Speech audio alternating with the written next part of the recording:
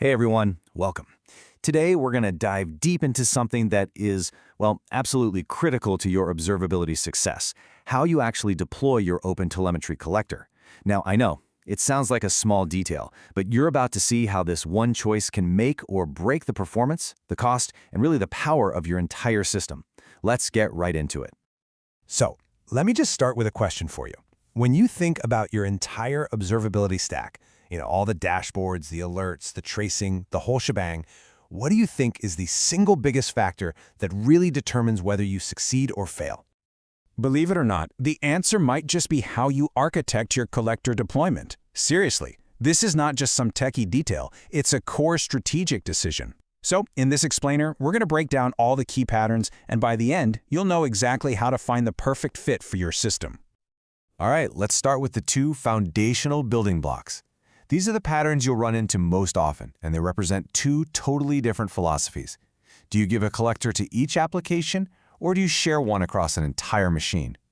First up is the sidecar model. So picture this. In your Kubernetes setup, every single one of your application pods gets its own little personal OpenTelemetry collector running right there alongside it. It's like a bodyguard for your app's data.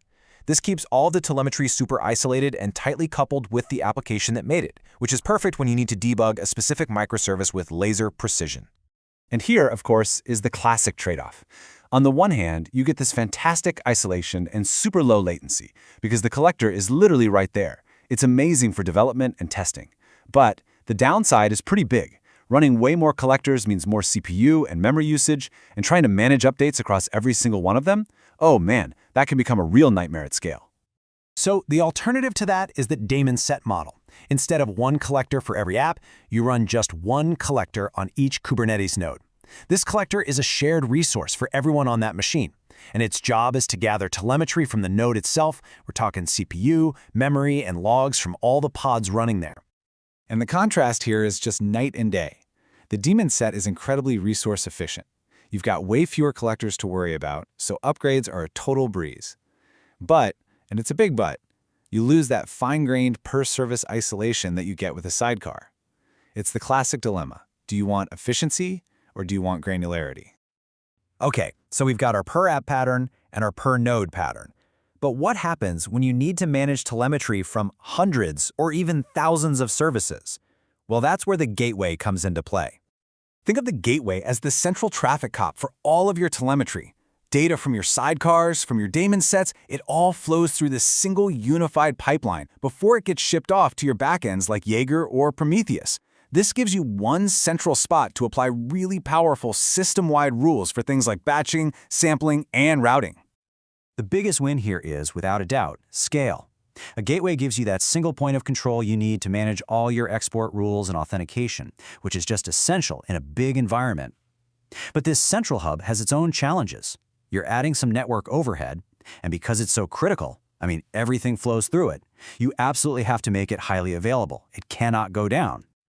All right, now let's see how all these pieces can build into the most sophisticated, most powerful pattern of them all, the hybrid model. This is the approach you're going to find in the world's most demanding tech environments. So far, we've seen models that are good for app-level detail or infrastructure efficiency. But what if you're an SRE at a huge company and you need both? You can't just pick one. You can't compromise. What do you do? And here it is. This is the answer, the hybrid pattern. It's not an either-or choice. It's a yes-and solution. You use sidecars for your most critical microservices to get that deep application context. You use a DaemonSet to efficiently scoop up all your node-level metrics, and then you route all of it through a central gateway for unified processing and export. It literally combines the strengths of every other pattern to give you the best of all worlds. And hey, if you need any proof that this pattern works at extreme scale, don't just take my word for it. Just look at this list. We're talking about companies with some of the most complex software systems on the entire planet, and they've all landed on the hybrid model to manage their observability data. This is the battle-tested enterprise standard. Okay, we've covered the patterns. Now for the most important part. How do you choose the right one for you? Let's get practical. This little decision matrix should make it pretty simple. If you're just doing local development, a sidecar is easy, it's effective, it's your best friend. Building out a new microservices architecture? Again, Sidecar is the way to go. But as you scale up to bigger apps or multi-cloud setups, that gateway becomes absolutely essential. For pure log aggregation, a DaemonSet is going to be the most efficient. And for those enterprise SRE teams, well, you already know the answer. It's the hybrid model, all the way. Let's break it down by 3 things that really matter: cost, latency, and complexity. Sidecars are super fast, but they have the highest resource cost, and that can really hit your cloud bill. The DaemonSet is the exact opposite: low cost and simple, but with higher latency. The gateway kind of finds a nice middle ground. And the hybrid model, it's going to give you the best performance overall. But yeah, it's also the most complex to manage. As always, there's no free lunch. Before we wrap up, let me leave you with 5 non-negotiable best practices. First, for microservices, that gateway plus sidecar combo is a winning formula. Second, always enable batching and sampling. It improves throughput and saves you money. Third, use OTLP, the OpenTelemetry Protocol, as your standard format. It'll future-proof your setup. Fourth, use Kubernetes labels to enrich your data. And finally, number 5, make your collectors highly available. Treat them like the critical infrastructure they are. So if there's one thing you take away from all this, it's this: your collector deployment is not an afterthought. It is the architectural foundation that will determine the success, the cost, and the performance of your entire observability strategy. You now have the patterns, you understand the trade-offs, and you've got the best practices. The only question left is, which combination will you choose to build not just an observable system, but a truly self-healing one?